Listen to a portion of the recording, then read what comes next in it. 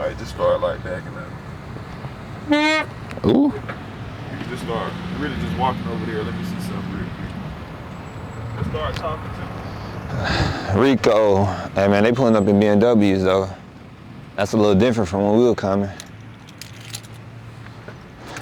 So, the University of Texas at El Paso. So, to put an image to this real quick,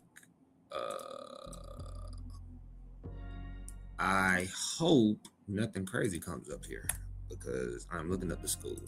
So, this is the University of Texas at El Paso. We are reviewing this college right here. So, they are a 4-year course. They're public. They're in the city. They're large. They're a large institution. This is, Hispanic Serving Institution. This is a HSI. Their graduation rate is below the midpoint for 4 years. They have a 51% graduation rate. That means they're not turning over graduates. They are failing more graduates. The average annual cost though to go here with financial aid use is about $10,800 pretty much to go here. Of course, we like to verify on the school website, but YouTube. You know, I like this part right here. I like that part. I like that part right here. You know me. Look, they already making it hard for me. I'm already looking for them 3 bars. There they go. Show me the tuition and fees. Show me the tuition and fees. Y'all know, use that magnifying glass. Look at that. Every time. If you want to find the money, every time. Every time. That's how you find it right there. You see it goes in order. They already got summer up here. They got spring. Since you're getting ready for spring semester, guys, at the time of this video, since you're getting ready for the spring semester, now they have filtered it for different degrees. If you're undergraduate, they made it where if you're graduate, non-resident, I'm just going to assume you are undergraduate and you are a resident. Because remember, as going from a 2-year to a 4-year, never go to a school out of state. That's part of, for my people that love rap music, that's part of the 10 Commandments. For my people who are very religious, that's part of the 10 Commandments. If anybody that deals with real structure and discipline, never go to school out of state. Why? Because you're setting yourself up for failure. So they're charging, as you can see right here, this is when I'm always talking about that tuition per credit hour, guys. That's what they're charging you by the hour. That's what they're charging you by the hour usually. So if you do $421.74 times 12, I got 5,000. Why did I get 5,000?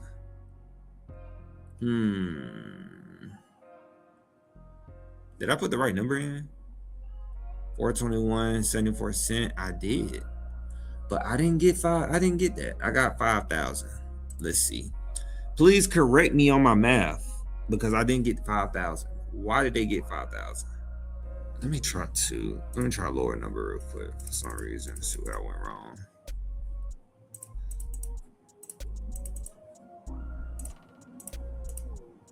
Yeah, I got 843 on that one too. Something off. Either I'm off. They probably offer discounts for more credits. Okay. That's a good perspective because I'm like, okay. So we're going to assume they do a discount. But we're looking at it right here, guys. Because they said hours right here. So 12 right here, we're just going to do it since they got it on their chart. This is their chart. FYI, always calculate it just in case they don't give you that discount. So we're going to do, I like to round things out. So I'm going to do 3,700 times 2. So you're looking at about 7,400 for 2 semesters. For this is for spring semester, but I always do as like fall and spring. So if you plan on transferring to this institution, hopefully I'll do my part and have this video out by Friday because I got a better computer to edit faster now. So that alone, you're looking at $7,400. But already on our other page, they already with financial aid, they're saying, look, $10,726. So that does not include room and board. Since I can show you all, keep that number in your head, 7,400. Keep that number in your head, 7,400. Keep that number in your head right quick. So as you probably, actually, let me go back. It might be on that screen. As you see, I don't see no dorms. I don't see nothing with dorms on here yet. They hide that information, as we talked about before. They always hide that. So I always go back to the website, and then I type in room. But I did not know UTEP had a football team. Wow. Oof. Woo. Did not know. Always type in room and board. Everything is in this magnifying glass, guys. I don't know nothing about this school. But I know one thing. I'm about to get my prices. I'm about to get all my prices. Look, floor plans and rates. They have to put that on the website. If you don't see that on the website, run the other way. Run the other way. As you see, for a single one-person studio, they are charging you $3,461.77. Camera, you on me? You on me, camera? That ain't it. That ain't it. That's for one semester, guys. You got to pay for that. And that might be for the year. I don't know how they ring it up. That could be for the year. That could be for one semester. I'm assuming for the year, though. I'm going to give them grace and say that's for the year. And so you have to think the meal plans. So we throw in, I'm just going to use this. I'm going to say 3,500 pretty much. So, let me divide by 2. Divide by 2. You're looking at 3,700 for tuition plus 3,500 for dorms. Now you're at 7,200. Not bad so far, but if you are a financial aid student, or paying out of pocket, you're already at 7,200 for the semester. I'm gonna be honest with you. You already outbeat right now by a 2-year college. And then the meal plans. Usually the meal plans are on the same website, usually, but I don't think I'm seeing those either. So guess what I do? Oh, right here. Dining on campus, right here. Do you see this, G? They don't even have the meal plans posted on the website. Run the other way. Is this right? Wow. You wonder why you you wonder why you can't save money in college, because they don't know their prices. If they don't know their prices, how you? All right, I'm gonna just throw in another $2,000 and call it a day.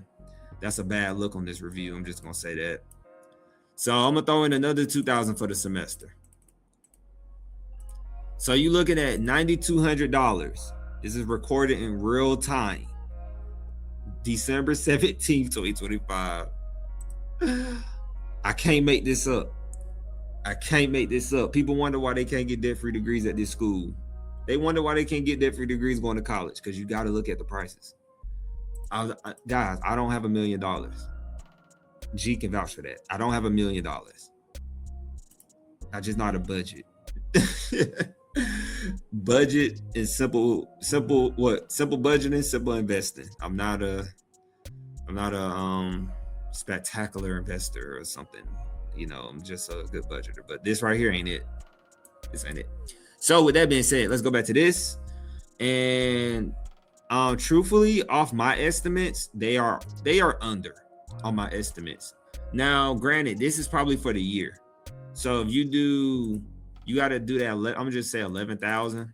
Do 11,000 divided by 2, and you're looking at 5,500 for the semester, guys. That's really good. You're looking at 5,500 per semester to go to this school. as we keep going, but it's right. This is a good indicator. As you can see, they said the midpoint for 4-year colleges is usually 20 grand a year. 20 grand a year. They are under that. If I see a school, if I'm using a college scorecard, if I see a school that's under that bar, that's pretty good. That's a good thing in perspective, like we talked about earlier. You got to shift your perspective.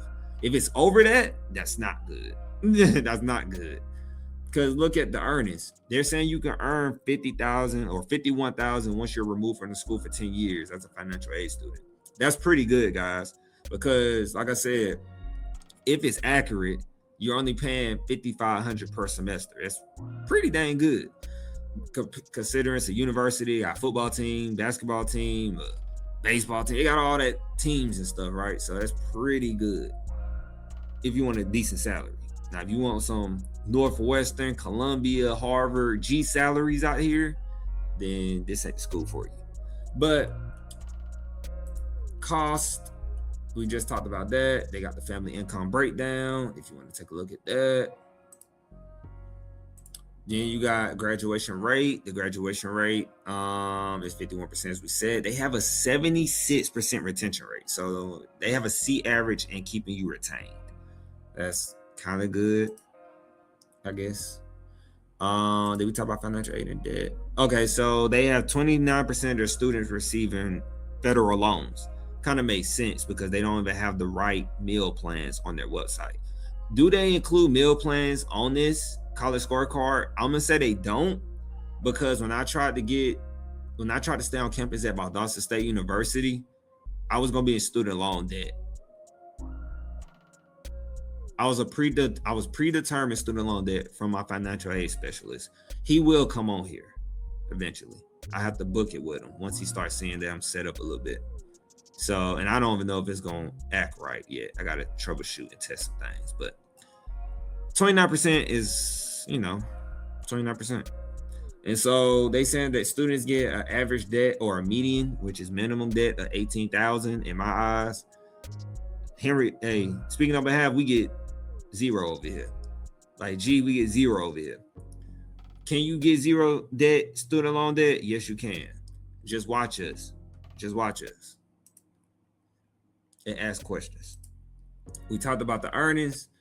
This is not a high number, but it's a good number. It's in the 60s, I guess. Like some schools who have like really high earnings, they got like 80%. So 60 can't be too far off, but 63%. You have a 63% chance of making more than a high school graduate going here. Then remember, campus diversity. It's an HSI. It's a Hispanic serving institution. So hopefully this school is tailored to Hispanic students. But if you want to go and see for yourself, visit the campus. Visit the campus at the right time. Don't visit like in December, because semester could be ending. You might not see students. Visit like in August, September. And then the next semester, visit like in January, February in the beginning. Don't go during spring break, of course. Go. The University of Texas at El Paso has an acceptance rate of 100%.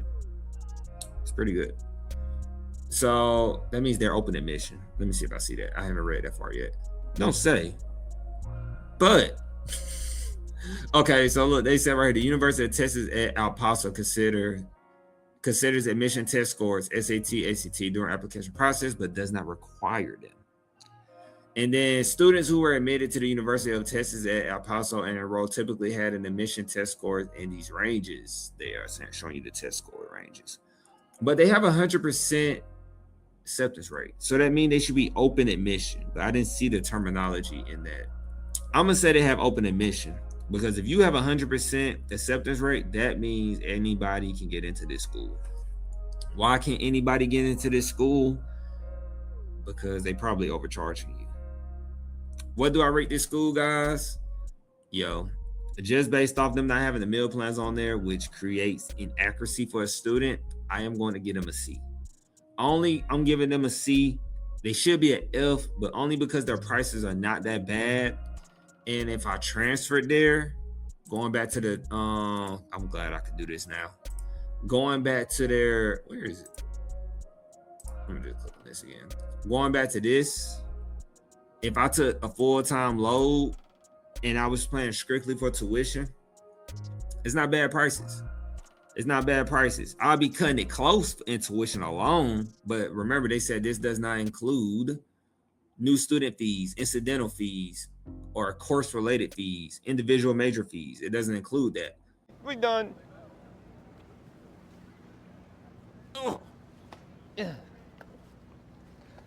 Debt-free degree. They said bring debt, but we ain't.